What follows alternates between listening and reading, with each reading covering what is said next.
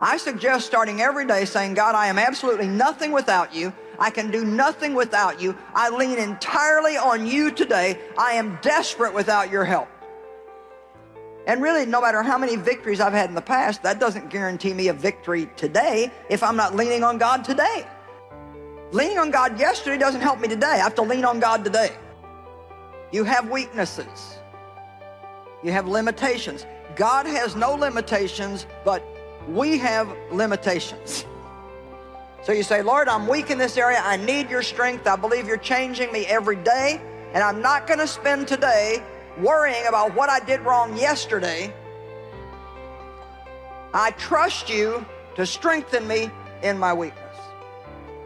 That our weaknesses really don't have to make that much difference if we know how to let God fill our weaknesses with his power. We get too overwrought about what we can't do, and we don't get excited enough about what God can do. You see, no matter what you can't do or what I can't do, God can do. And miracles don't come in can'ts, they come in cans. Well, we get what we believe for. Let's start believing that the power of God is available to us to see miracles in our lives and in other people's lives. We're not going to have miracles if we don't believe for miracles. We have to believe in the miracle-working power of God.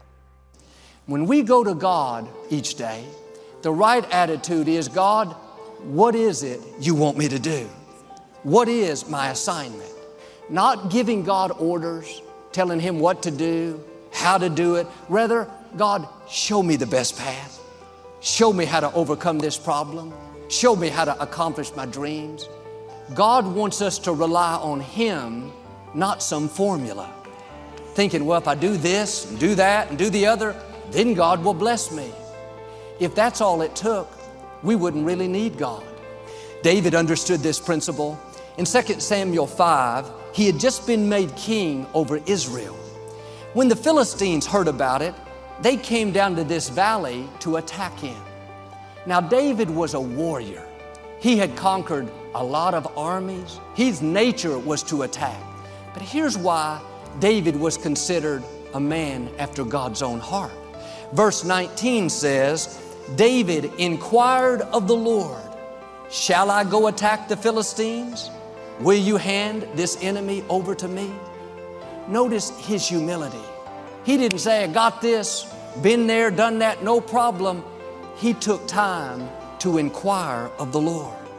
Before he went to battle, he got quiet and said, God, what do you want me to do? He was getting his daily direction. He didn't assume because something worked in the past, it was going to work right there. He asked a very significant question, God, will you hand this enemy over to me? Seems like that would be a given. He was just put in charge of the Israelites, God's chosen people. Surely God wouldn't let them be defeated. But the fact is, we're not supposed to fight every battle. David was smart enough to ask, am I supposed to attack? He was saying, God, if I go in there, are you going to go with me? He was showing his dependency on God.